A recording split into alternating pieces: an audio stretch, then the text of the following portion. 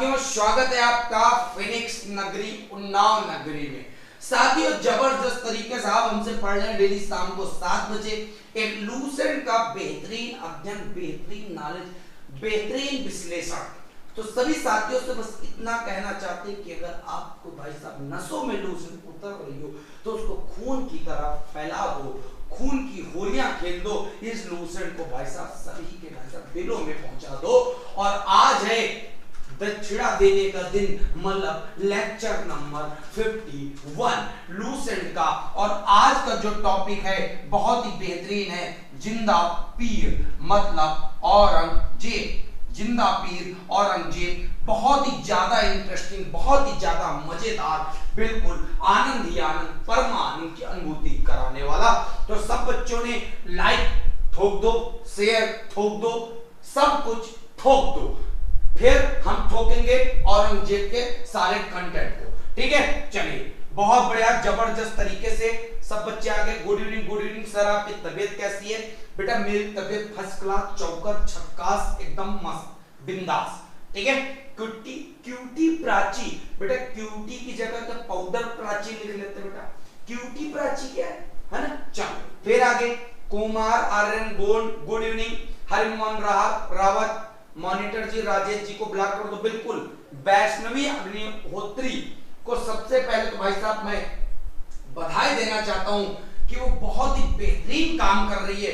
ऐसी बिटिया जो पढ़ाई के साथ साथ एक टीचर की भी मदद कर रही पढ़ाने में, जितने भी अराजक तत्व हैं उनको धुड़ुम धुड़ुम धुड़ुम मचाए है। और यहाँ पे एक बालक इतना परेशान है, कह रहा है उन्नाव किस शहर में पड़ता है। मन तो करता है भाई साहब कमर पे कट्टा जो लगा ना चला दो इसके ऊपर।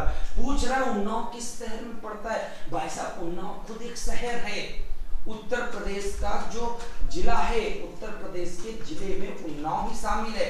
उत्तर प्रदेश में सबको पता है 75 जिले आते हैं, और 75 जिलों में एक ऐसा जिला जहां पे आजाद की धरती के नाम से जाना जाता है भाई साहब, जहां पे एक बेहतरीन, आप सबको पता होगा, चंडिका देवी मां का मंदिर है, जहां पे पूरे विश्व में सोना के लिए प्रसिद्धि हासिल हुई थी। वो है अपना उन्नाव, हमारा उन्नाव। और उन्नाव से प्रतियोगी छात्रों को तैयारी करवा रहा मुफ्त में एक ऐसा channel Phoenix academy, Phoenix academy. तो साथियों चालू किया जाए क्लास। बहुत बढ़िया, जबरदस्त, सारे बच्चे आ गए, मजेदार। तबियत कैसी है? तबियत चौकस झक्कास, एकदम पलटूस फाड़ू। ठीक है, चलिए। चंदन राज सर आपका फैन हो गए सर, फर्स्ट टाइम मिले, लाइव मिले, आप बहुत लेसन लूसेंट का डाउनलोड करके पढ़ाऊं। थैंक यू चंदन बेटा, फैन मत हो वरना मुझे एसियां भी बनवानी पड़ेंगी कुछ। ठीक है, कुछ कूलर, कुछ एसियां भी बनवानी पड़ेंगी। चलिए, तो कब से लाइव चल रहा है? लाइव बेटा अभी चालू हुआ है। चलिए बात करते हैं औरंगजेब के बारे में, जबरदस्त तरीके से शुरू किया जाए सेशन को। जरूर। उर्वशी कुमारी बिटिया, आपका भी नाम ले लिया। ठीक है, खुश रहो। चलिए, आवाज ठीक से नहीं आ रही है, अगर आवाज अब भी नहीं आ रही होगी ना बेकार है। चलिए, आवाज आ रही है, आवाज आ रही होगी बढ़िया तरीके से, जबरदस्त तरीके से। गौरव हैंडसम सर शुक्लागंज से हैं। चलिए बहुत बढ़िया, जबरदस्त, मजेदार, चौकस झक्कास।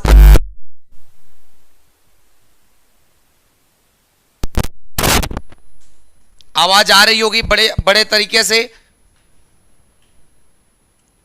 अच्छा, इको प्रॉब्लम था, अब तो इको प्रॉब्लम, इको पीको कुछ नहीं है, अब तो इको पीको कुछ नहीं होगा भाई साहब, सिर्फ पढ़ाई होगी। चलिए, बहुत बढ़िया, सब बच्चे आ गए। तो देखते हैं औरंगजेब के बारे में। औरंगजेब कितना प्यारा नाम है, कहीं मौरंगजेब नहीं रखा इनका नाम। अगर मौरंगजेब रख देते ना तो भाई साहब सिंपल सी बात है, जेब में मोहरंग भरने वाला व्यक्ति था। तो औरंगजेब, ठीक है, तो बात समझना बहुत ध्यान से। जो औरंगजेब है, तो नाम देखो, मैं किसी का मजाक थोड़ा उड़ा रहा है यार, वैसे मेरा नाम है, मेरा नाम राघव है, सब लोग कहते हैं माधव। ठीक है, तो कहने का मतलब है नाम हमसे कोई लेन देन नहीं है, तो अपना अपना है भाई साहब, हम इंडियन हैं। ठीक है, चलिए बहुत बढ़िया। जबरदस्त भाई साहब, बहुत अच्छी तरह से आ रही है, क्या बात है, दिल खुश कर देते हो मेरे लल्ला। औरंगजेब का टाइम पीरियड कब से कब तक चला? 1658 ईस्वी से 1707 ईस्वी तक। 1658 ईस्वी से 1707 ईस्वी तक। क्लियर है? इतनी बात समझ में आ गई? फिर बात समझना बहुत ध्यान से। औरंगजेब का जो जन्म होता है वो कहां पर होता है? तो याद रखिएगा उज्जैन। और किस वर्ष होता है? तो भाई साहब 1618 ईस्वी में। 1618 ईस्वी में औरंगजेब का जन्म होता है। तो और एक प्रश्न बहुत बढ़िया पूछा था कि औरंगजेब के आगे उपाधि, एक प्रकार से इसके नाम के आगे क्या लगता था? तो याद रखिएगा आलमगीर औरंगजेब। आलमगीर औरंगजेब। क्लियर हो गई बात? इतनी बात कंफर्म समझ में आ गया? फिर बात बहुत ध्यान समझना भाई साहब। क्या समझोगे? औरंगजेब के पिता का नाम तो पता ही होगा आपको, क्या नाम था? शाहजहां। वही शाहजहां जिन्होंने अपनी बेगम के लिए भाई साहब एक ताजमहल बनवा दिया था। तो सिंपल सी बात है, औरंगजेब की माता का क्या नाम है? तो सबको पता है, अर्जुमंद बानो बेगम। मुमताज का पूरा नाम था अर्जुमंद बानो बेगम। और मुमताज का पूरा नाम क्या था? अर्जुमंद बानो बेगम। तो क्लियर हो गई बात। औरंगजेब की माता का नाम, औरंगजेब के पिता का नाम, बड़े प्यार से समझ में आ रहा है। औरंगजेब की क्या बीवी का नाम नहीं पढ़ेंगे? वो भी तो जानेंगे। एक प्रकार से यहां पे पत्नी का नाम। और पत्नी से विवाह कब होता है भाई साहब? पत्नी कब आती हैं? 1637 ईस्वी में विवाह किससे होता है? तो याद रखिएगा दिलरास बानो बेगम। दिलरास बानो बेगम इनकी वाइफ का नाम, इनकी पत्नी का नाम। ठीक है? सबसे बड़ी बात, ये दिलरास बानो बेगम किस राजघराने की थी? तो याद रखिएगा फारस राजघराना। फारस राजघराना।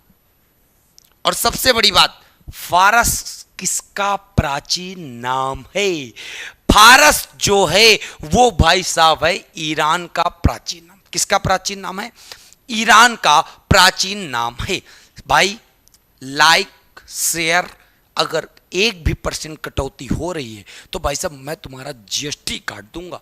इसीलिए 1% लाइक शेयर में कटौती मत करना, पूरा का पूरा हम पढ़ाएंगे। ठीक है? इतना भाई साहब तुम बस बना के रखना।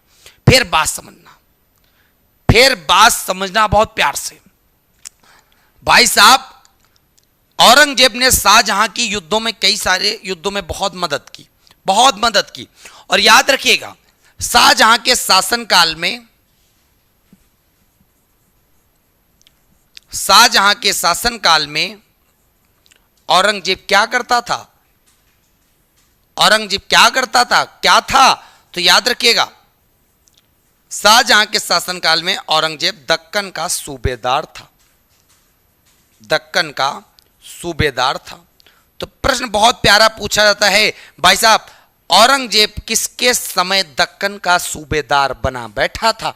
तो बच्चे को बताना है अपने पप्पा, अपने अब्बा, अपने पिताश्री, अपने बापूश्री के समय में मैं से सूबेदार था। और सूबेदार कहां का था? तो याद रखना है दक्कन का सूबेदार था। कहां का था?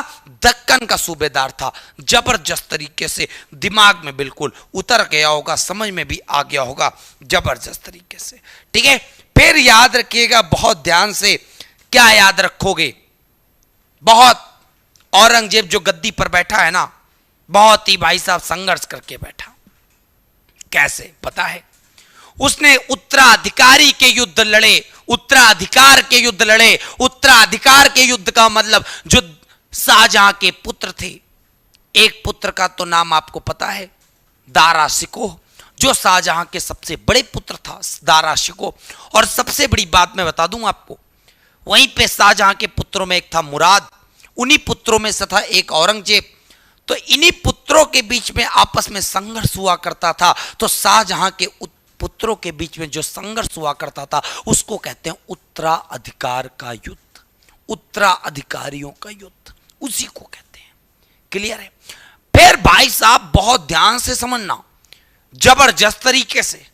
क्या समझेगे मेरे लल्ला? इसका स्क्रीनशॉट चाहिए? ले ले, फिर बात करता हूं आगे की तरफ।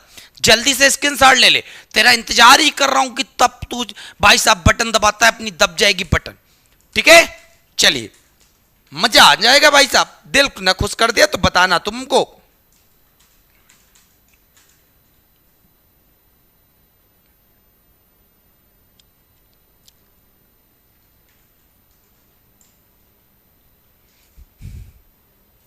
चलिए, इतनी बात समझ में आ गई। अब आगे देखो भाई, आगे क्या देखोगे मेरे लल्ला मेरे बच्चा, बहुत ध्यान से। तो औरंगजेब जब गद्दी पर बैठ रहा था ना, तो बहुत ही बेहतरीन चीज थी। क्या चीज थी? तो देखिए, ध्यान देने योग्य बात है। एक युद्ध हुआ था जिसका नाम है सामूगढ़ का युद्ध, सामूगढ़ का युद्ध। और याद रखिएगा, सामूगढ़ का युद्ध कब हुआ? तो सामूगढ़ का युद्ध हुआ 1658 ईस्वी। ठीक है भाई साहब, पेपर में प्रश्न पूछा जाता है कि यह सामूगढ़ पड़ता कहां पर है? तो सामूगढ़ पड़ता है आगरा के निकट। किसके किसके बीच युद्ध हुआ? तो याद रखिएगा, यह युद्ध हुआ औरंगजेब प्लस दारा सिकोह के मध्य, औरंगजेब प्लस दारा सिकोह के मध्य। और याद रखिएगा, यह दारा सिकोह के साथ इसका एक भाई और था। दारा सिकोह और मुराद दोनों मिलकर औरंगजेब से सामना कर रहे थे। दारा सिकोह और मुराद दोनों मिलकर औरंगजेब से सामना कर रहे थे। तो सबसे बड़ी बात है, सबसे बड़ी बात यहां पर पता क्या है? क्या है? औरंगजेब भाई साहब ये युद्ध जीत जाता है। तो इस प्रकार सामूगढ़ का युद्ध जब जीत जाता है 1658 ईस्वी में, तो औरंगजेब इस युद्ध के बाद अपने आप को बादशाह घोषित कर देता है। इस युद्ध के बाद अपने आप को क्या कर देता है?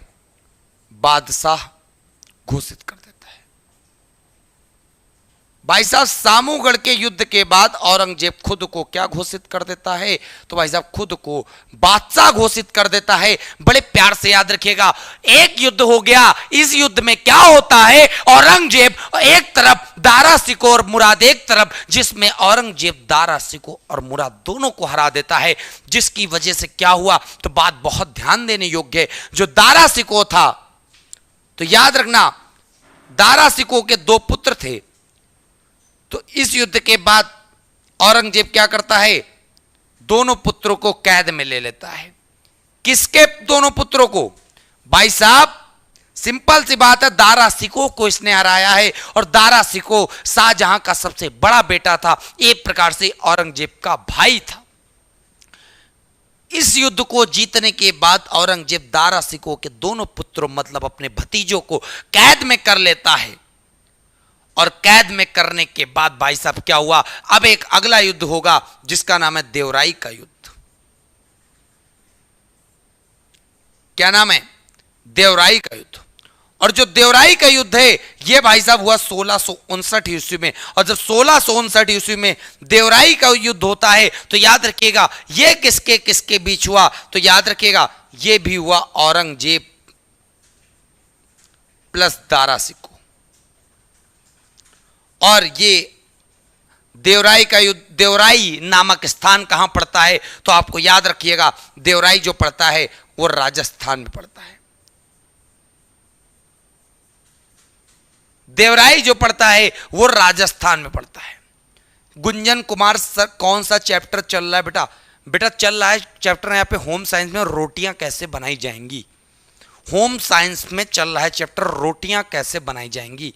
रोटियां गोल रहेगी, रोटियों में चित्ती पड़ेंगी कि नहीं पड़ेंगी, रोटियों में किनारे वाला हिस्सा टाइट होगा, बीच में उफान होगी कि नहीं होगी, रोटियां खाने में टेस्टी बनेंगी कि नहीं बनेंगी, ये वाला चैप्टर चल रहा है। रोटियों का प्रयोग क्या हम दाल के साथ कर सकते हैं, रोटियों का प्रयोग क्या हम सब्जी के साथ कर सकते हैं, ये चैप्टर यहां पे चल रहा है। क्लियर? गधे हो। हिस्ट्री चल रही है, औरंगजेब दिख रहा है, तुम्हारा पढ़ना लिखना निरर्थक है, बेकार है, मत पढ़ना। इतना नहीं समझ है तो पढ़ना क्या तुम्हें? तो भाई साहब क्यों परेशान हो? कैब ने प्राण दिए दे रहे हो औरंगजेब को पढ़ के? जाओ भैंस चराओ थोड़े दिन, फिर पढ़ो आके भाई।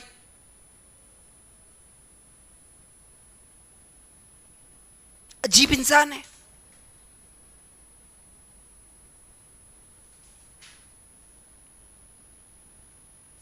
पढ़ाते रहो लेकिन किस पिच किस पिच किस पिच किस पिच किस पिच किस पिच करते रहोगे, किस करते रहोगे गधों की तरह। चलिए, देवराई का युद्ध, देवराई जो है राजस्थान में पड़ता है और यह युद्ध जीत जाता है कौन? औरंगजेब। यह युद्ध भी जीत जाता है औरंगजेब। ठीक है। किशन कुमार कितने दिनों से चल रहा है क्लास? बेटा जब से तुमने पढ़ाई शुरू की तब से चल रहा है। ठीक है, और बताओ। गधे कहीं के यहां पे जो क्लास हो रही वो नहीं पढ़ते। नौटंकी, कितने बड़े नौटंकी बाज हो तुम सब। कमेंट, फालतू टाइम, वो दिमाग कंटेंट पे नहीं लगा।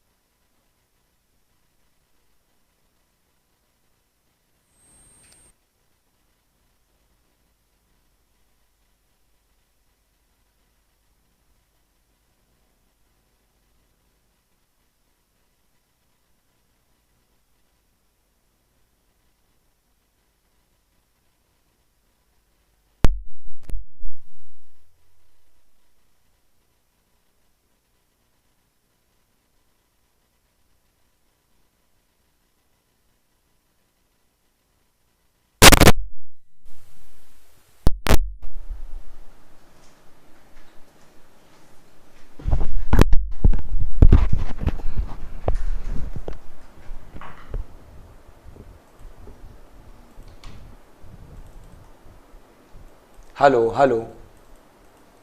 चलिए, उम्मीद करते सब बच्चों को वॉइस अब क्लियर आ रही होगी, है ना?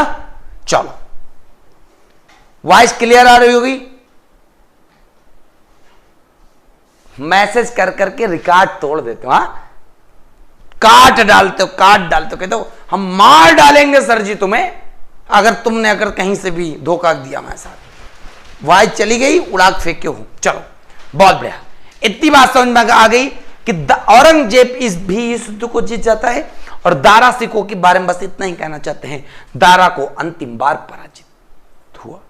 इस युद्ध के बाद दारा का अस्तित्व समाप्त हो जाता है। दारा को भाई साहब मृत्युदंड दे दिया जाता है।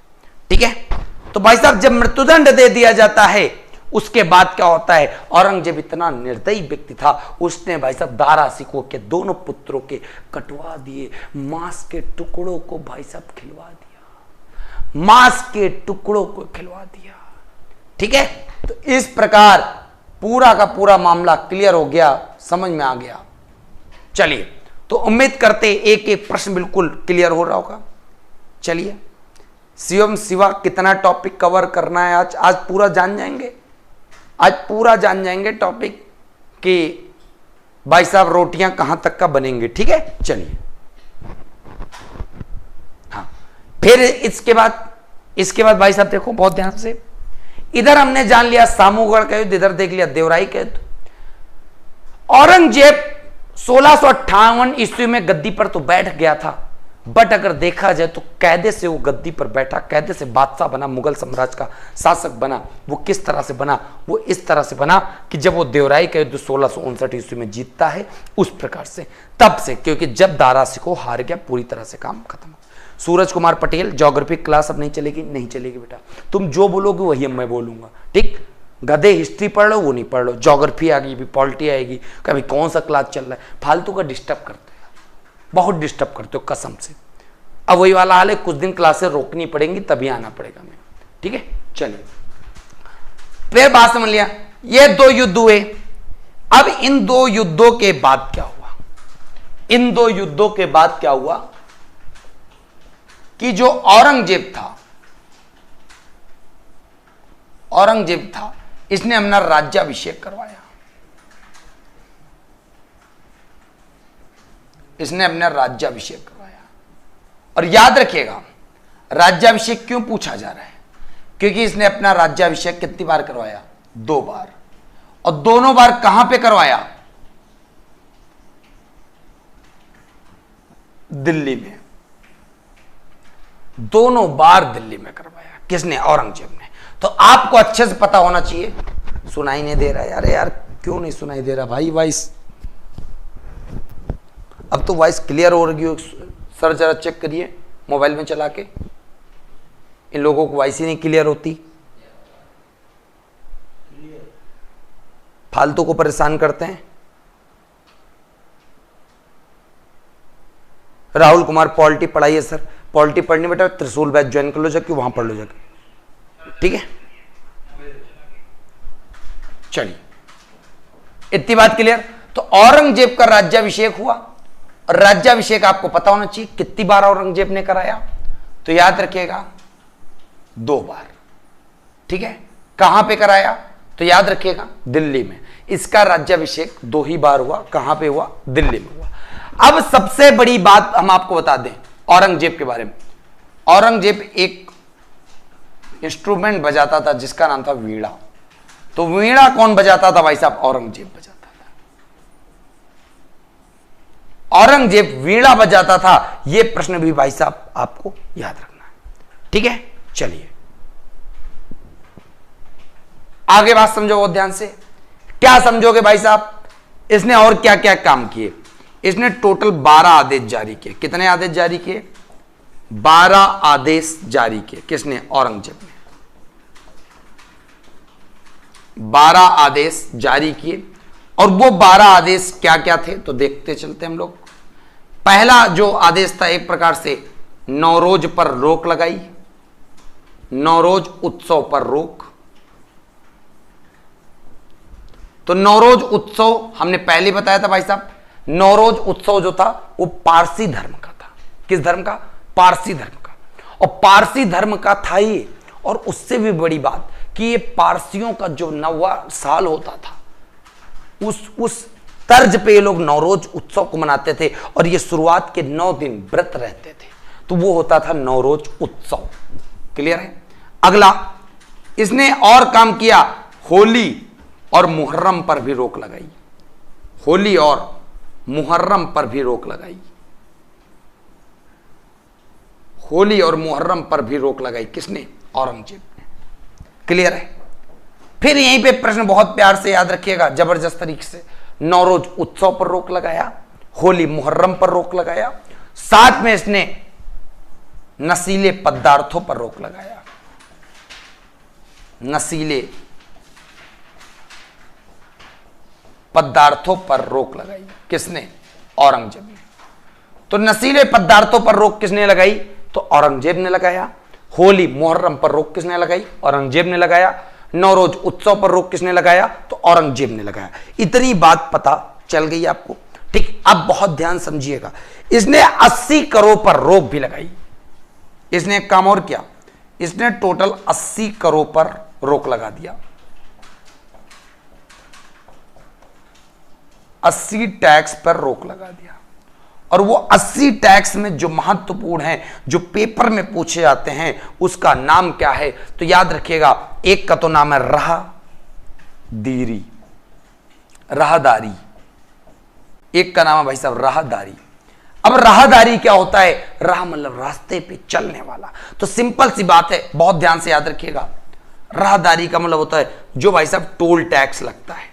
टोल टैक्स का मतलब जैसे आप रोड पर जाते हो तो जब बड़े बड़े शहर में भाई साहब पहुंचते हो तो वहां पर क्या होता है कि जब आप अपनी गाड़ी क्रॉस करते हो तो एक प्रकार से आपको हाईवे पर चलने के लिए टोल टैक्स देना पड़ता है, टैक्स देना पड़ता है। तो उसको कहते हैं भाई साहब टोल टैक्स। और ये टोल टैक्स जो होता है उसको राहदारी के नाम से जानते हैं। प्रेजेंट टाइम में जैसे राहदारी बोलते हैं, उस समय हम इसको बोलते थे क्या भाई साहब? उस समय इसको बोलते थे टोल राहदारी, और उस प्रेजेंट टाइम में बोलते इसको हम लोग टोल टैक्स। इतनी बात क्लियर हो गई होगी।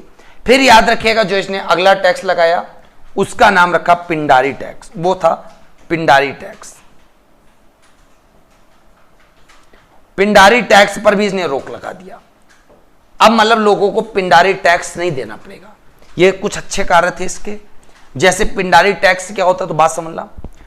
आपको पता है जब पित्र आ जाता है, ठीक है, पित्र आ जाता है जिसमें पूर्वजों को भाई साहब जल दिया जाता है, ठीक है, जल दिया जाता है, आपको पता है। तो उसी प्रकार यहां पे पिंडों का दान होता था। तो जो पिंडों का दान होता था एक प्रकार से जो 100 होते थे 100 पर टैक्स देना पड़ता था।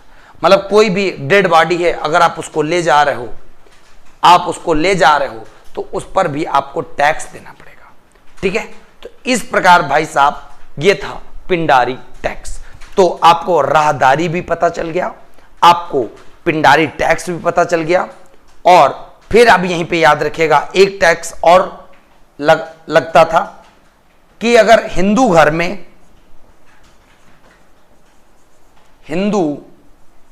में बालक का जन्म हो गया। किसका जन्म हो गया? हिंदू घर में, धर्म में या हिंदू घर में बालक का जन्म होने पर टैक्स भी पड़ता था। हिंदू घर में बालक का जन्म होने पर भी टैक्स पड़ता था, ठीक, उस पर भी रोक लगाई।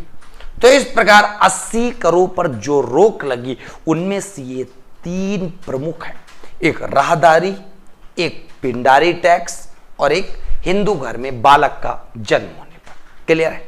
तो उम्मीद करते इतनी बात आपको बड़े दिलो दिमाग में उतर गई। 2 बार इसने राज्य अभिषेक करवाया, राज्याभिषेक इसने 2 बार करवाया, ठीक।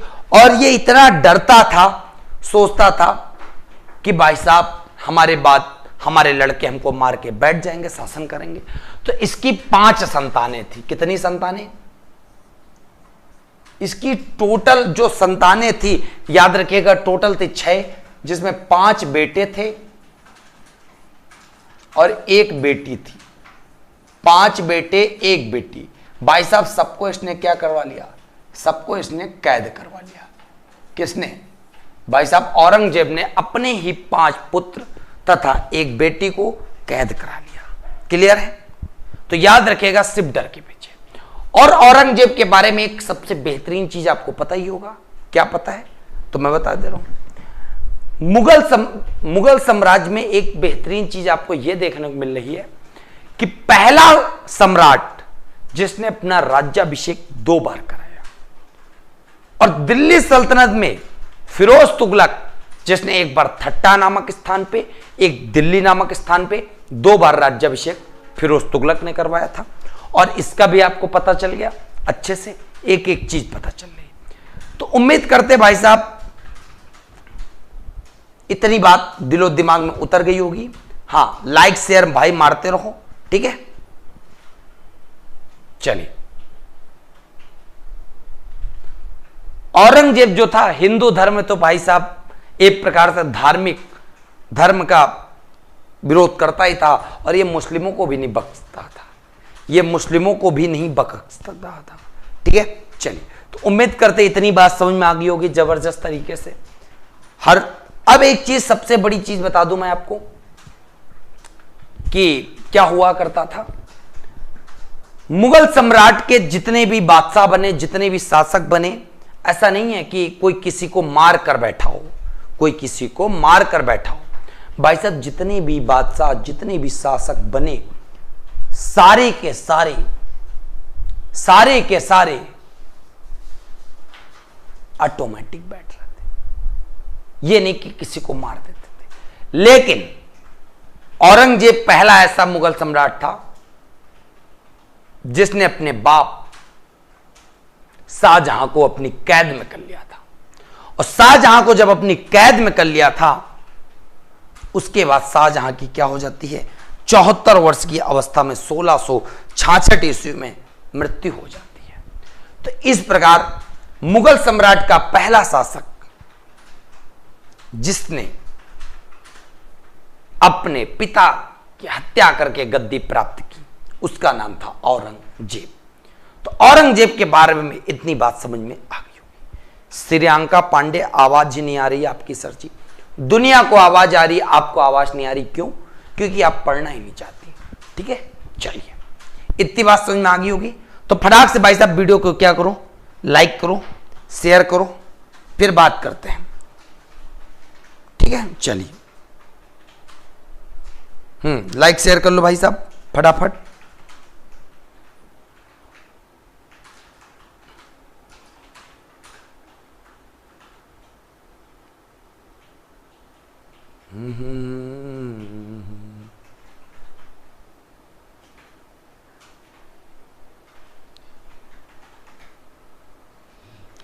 फटाफट भाई साहब लाइक शेयर दबा देना, फिर बात करते हैं आगे की तरफ एक जबरदस्त अंदाज में। ठीक है, तुम्हारा लाइक शेयर ये हमें क्या करता है, उत्साहित करता है भाई साहब। तुम्हारा लाइक शेयर भाई साहब ही उत्साहित करता है।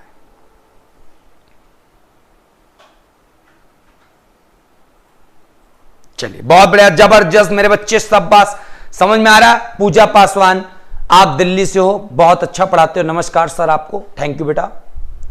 रितु सिंह, सर मैंने बहुत क्लास किया बट सर आपके जैसा नहीं मिला अभी तक, बहुत अच्छा पढ़ाते हो, थैंक यू बेटा।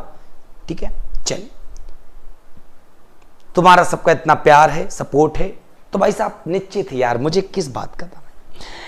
याद रखिएगा, सपने देखने के लिए नींद की जरूरत होती है, सपने देखने के लिए नींद की जरूरत होती है, परंतु उनको साकार करने के लिए हिम्मत की जरूरत होती है।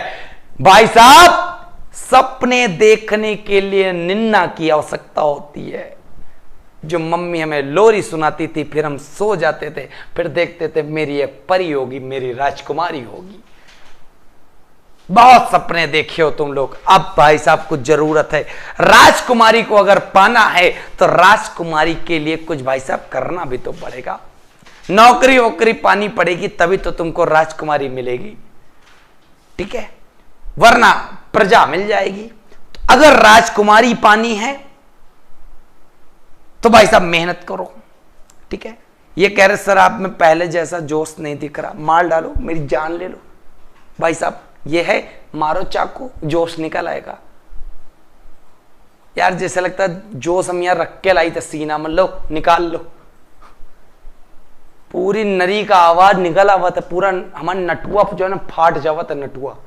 ये इका का हमें गांव बोला था नटुआ, और कहा था ना नरित बोल लो, तो भाई साहब पूरे नरित आवाज निकल आवत।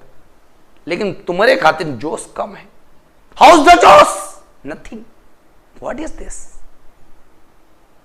अरे जितना पढ़ा रहे भाई साहब वो पढ़ो यार, है कि नहीं।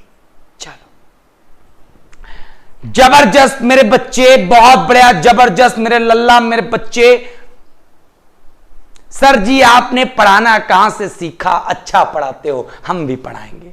पढ़ा बच्चा, पढ़ा पढ़ा मेरे बच्चा, सब बस देखो मजा सबको आती है।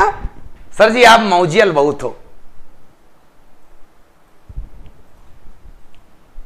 कही तो रहे।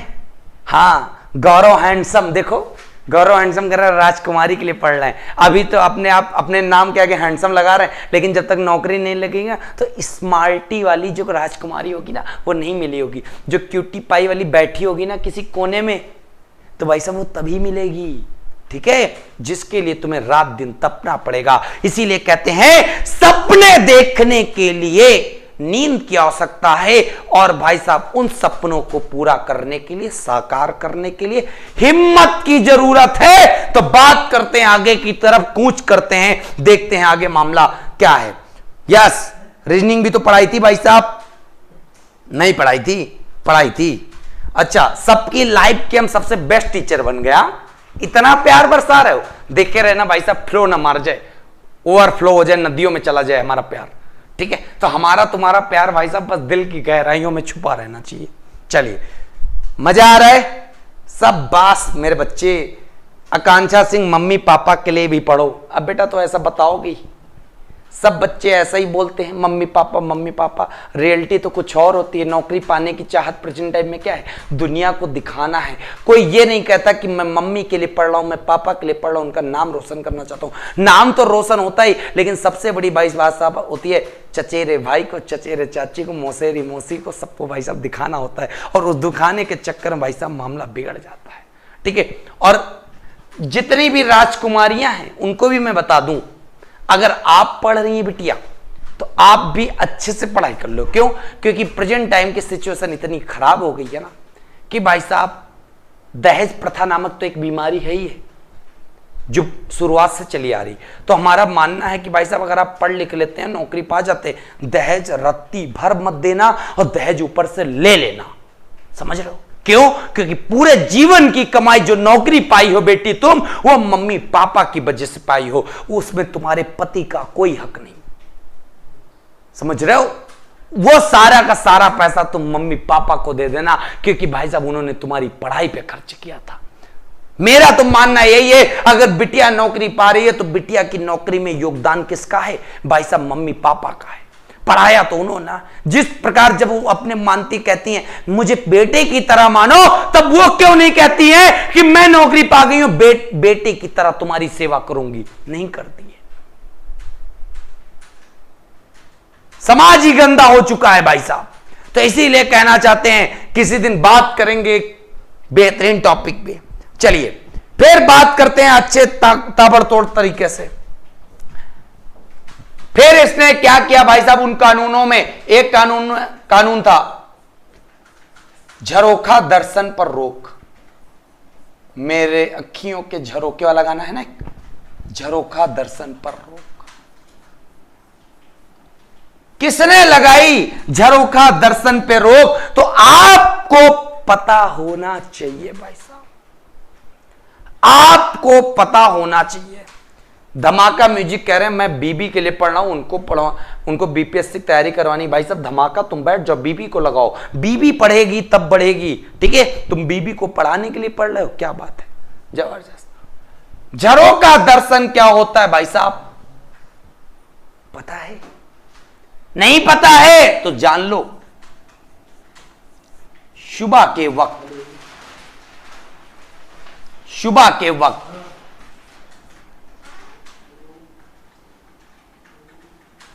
बादशाह के दर्शन,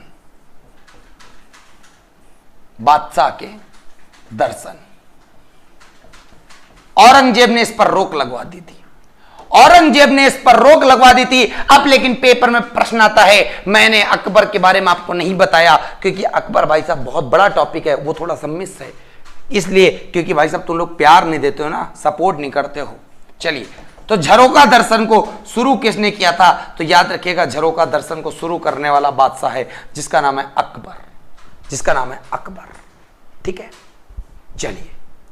रंजन सिंह, सर आप दहेज लीजिएगा कि नहीं? मतलब भाई साहब लौट फिर के हमें पता था मेरे ऊपर तुम टोपी डालोगे जरूर, भाई साहब। देखो सिंपल सी बात बता रहे हैं बहुत अच्छे से।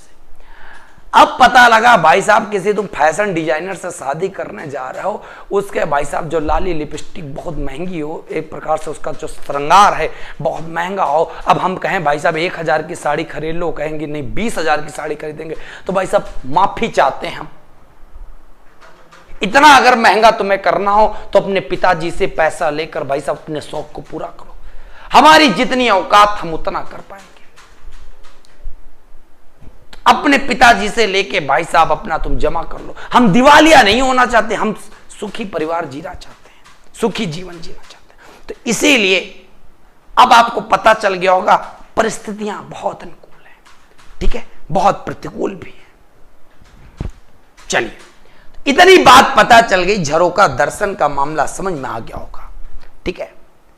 एक्सपर्ट क्लास एजुकेशन यूट्यूब पर सर आप लूसेंट का इकोनॉमिक पॉलिटिकल साइंस, अच्छा सब तो तुम सब्जेक्ट लिख दो, बच्चा का है, मैं ये बताओ का हम नहीं पढ़ाएंगे, ये बताइए, ठीक है। सीलू तिवारी बेटा अकबर के बारे में पूरा डिटेल बैच में ही मिलेगा, ठीक है, बैच में मिल जाएगा आपको। चलिए, अनामिका तिवारी बेटा ये बात मत बोला करो, देखो जितना कंटेंट उतने समय में दे देता हूं भाई साहब, आप फिर से देखना, जाके कहीं पर भी मिल जाए तो बताना आगे में, ठीक है। चलिए, फिर याद रखें, तुला दान पर रोक, तुला दान पर रोक,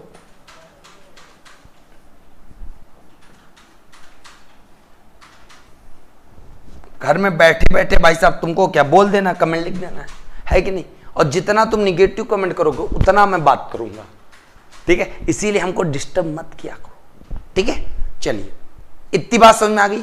सीएम शिवा सर टॉपिक पर फोकस रखिए बेटा, क्या तुम्हारी जिंदगी पे फोकस कर रहे हैं हम क्या? हाँ,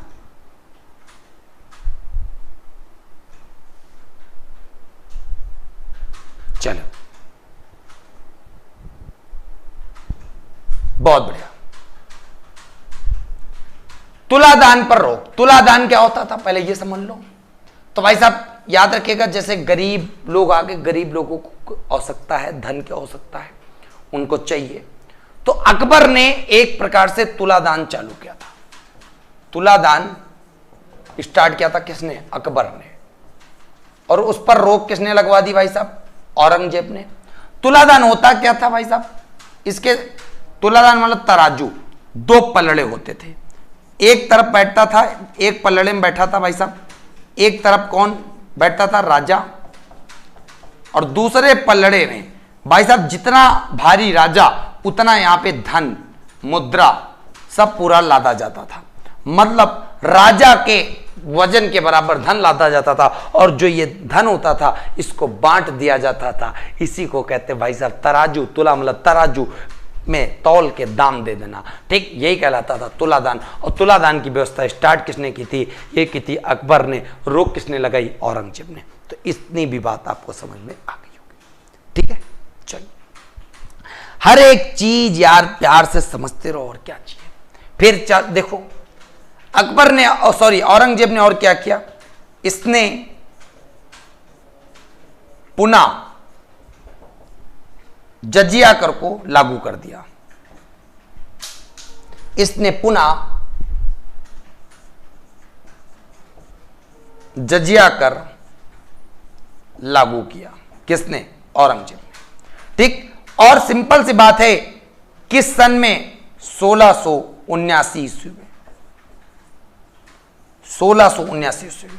और जो जजिया अगर होता था वो भाई साहब किससे लिया जाता था? तो आप सबको पता है, वो मूर्ति पूजकों से लिया जाता था। मूर्ति पूजक का मतलब क्या होता है? जो मूर्तियों की पूजा करते हैं, मतलब एक तरह से कह सकते हो, जैसे आपको कहने का मतलब है भाई साहब कि मूर्ति पूजक का मतलब है जैसे जितने भी मुस्लिम भाई लोग हैं उनको हटा दो, उनके अलावा जितने भी भाई साहब एक प्रकार से मूर्तियों की पूजा करते हैं उनको कहते हैं मूर्ति पूजक। उन्हीं से जजिया कर वसूला जाता था। और सबसे बड़ी बात मैं बता दूं, जजिया कर पर अभी रोक जो लगा दी थी वो अकबर ने लगा दी थी। अकबर ने भाई साहब इस पर रोक 1564 ईस्वी में लगा दी थी। उसके बाद इसने 1679 ईस्वी में पुनः जजिया कर को लागू कर दिया। क्लियर है? इतनी बात समझ में आ गई। और औरंगजेब के समय में कई सारे विद्रोह हुए, सिखों के विद्रोह हुए और जाटों के विद्रोह हुए, और सबसे पहला विद्रोह पश्चिमोत्तर भारत में हुआ जो यूसुफजाई कबीले के द्वारा था। और शिवाजी के एक प्रकार से इसके औरंगजेब के पुत्र जिसका नाम था अकबर द्वितीय था, उसने भाई साहब विद्रोह किया, ठीक है। तो इस प्रकार एक पेपर में प्रश्न आता भाई साहब इसका पुत्र कहाँ चला गया? तो चीन भागकर चला गया।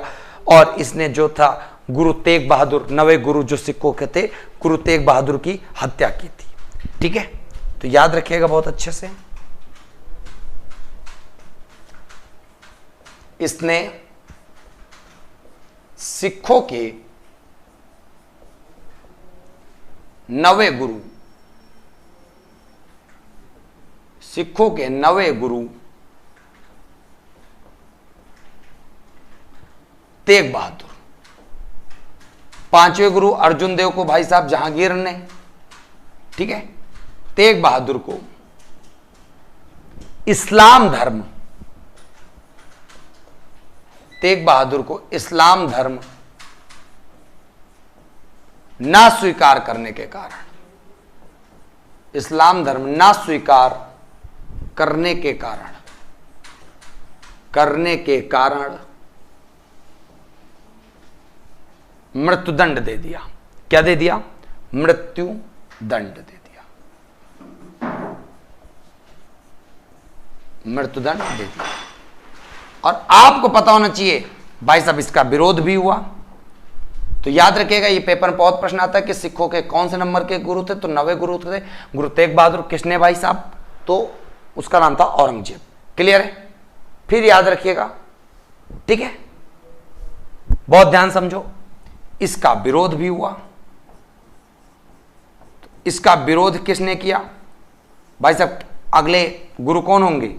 गुरु गोविंद सिंह। गुरु गोविंद सिंह जो सिखों के अंतिम एवं 10वें गुरु थे। गुरु गोविंद सिंह ने कई सारे सिखों को इकट्ठा किया और उसके विरोध में एक विरोध कराया, कहलाया, जिसको कहते हैं सिखों का विद्रोह। और ये सिखों का विद्रोह किसके प्रति मिला भाई साहब? औरंगजेब के प्रति। और ये किस वर्ष हुआ? तो 1675 ईस्वी में हुआ। 1675 ईस्वी में हुआ। क्लियर है? चलिए, तो उम्मीद करते ये भी आपको समझ में आ गया होगा दिमाग में।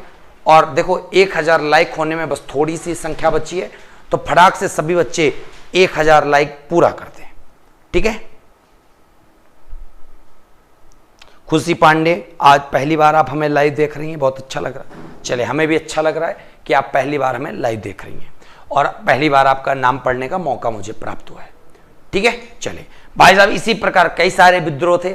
जाटों का विद्रोह है जो पेपर में आता है, और पश्चिमोत्तर भारत में विद्रोह है, और जोधपुर का विद्रोह है, मेवाड़ का विद्रोह है, आमेर का विद्रोह है।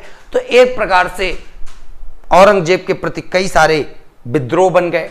इसने कई मंदिरों को तोड़ा, जैसे मथुरा, बनारस, ठीक है, सोमनाथ, सारे मंदिरों को इसने तोड़ा था। किसने? औरंगजेब ने।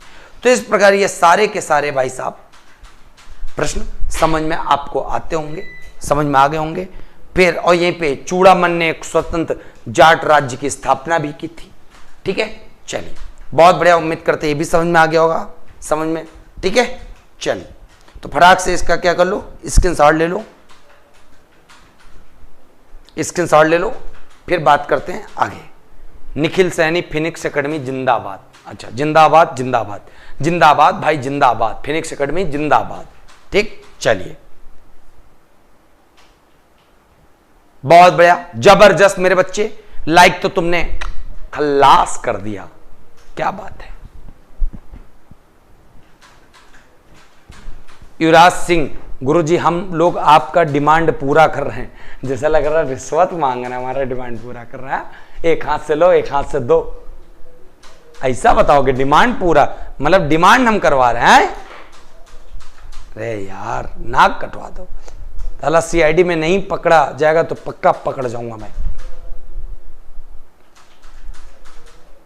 चलिए, बहुत बढ़िया। कोमल सिंह चौहान, आपका भी नाम ले लिया बेटिया, खुश रहो, ठीक।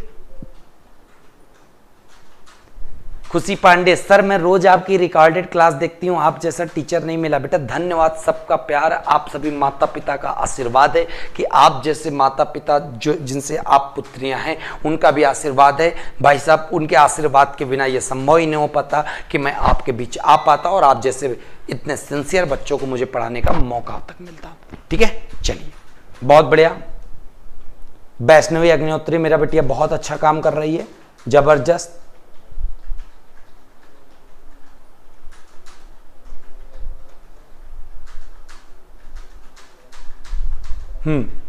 बस उस पल का इंतजार है मेरी भाई साहब, मेरे बच्चे, जिस दिन यहां पे तहलका मचेगा और हजारों में भाई साहब पढ़ रहे होंगे, हजारों में पढ़ रहे होंगे, और तब तुम कह रहोगे सर हमने आपके लिए वो काम कर दिया जो आप भाई साहब बचपन से सपना देखे थे। चलिए बहुत बढ़िया, समझ में आ गया, सबको समझ में आ गया, बहुत बढ़िया, जबरदस्त। और डे अभी भाई साहब सबसे बड़ी बात बता दे, आज से शुरू हो रहा है 100 दिन का महाभारत, जहां पे भाई साहब लड़ाइयां चली थी, तलवारें चली थी, महाभारत करने आ रहे हैं भाई साहब, डोले सोले बनाते हुए अमृतसर 8-15 पे। आज से चालू करेंगे आपका महाभारत। आपको पता है इंट्रोडक्शन तो शनिवार को दिए ही थी ना, आज फिर भाई साहब उन्होंने इतनी बॉडी बना ली है कि भाई साहब सारी शर्टें फट चुकी हैं।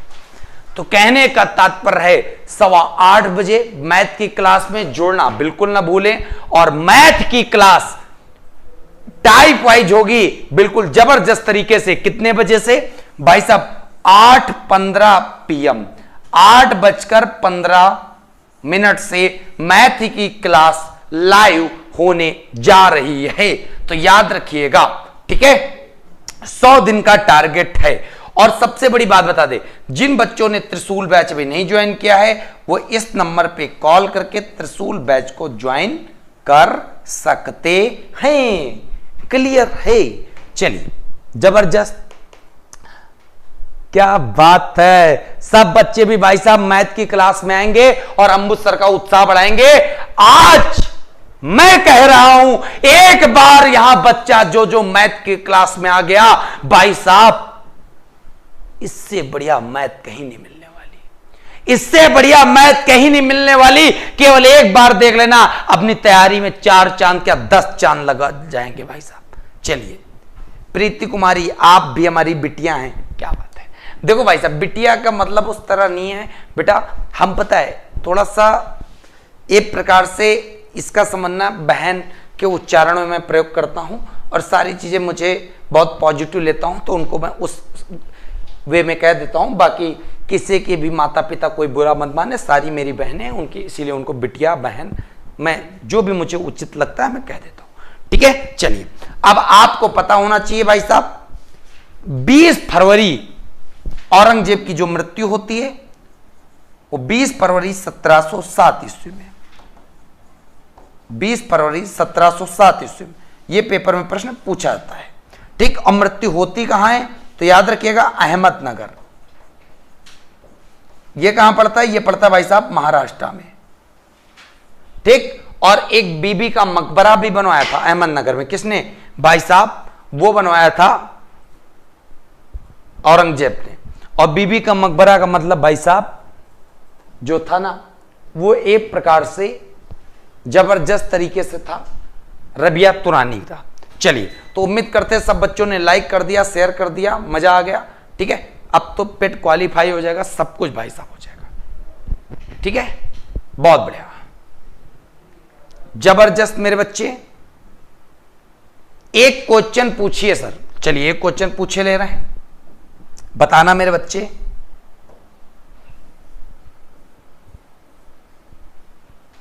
बहुत प्यार समझना, बहुत ध्यान से। जो प्रश्न है क्वेश्चन ऑफ द डे, जिसका आंसर आपको देना है और कमेंट बॉक्स में आंसर देना है जब समाप्त हो जाए वीडियो। और साथ में आपको ये भी बताना है क्लास कैसी लगी, औरंगजेब समझ में आ गया कि नहीं आ गया। तो प्रश्न देखिएगा क्या है, बहुत प्यारा प्रश्न है, जबरदस्त, तुम्हें मजा आ जाएगा।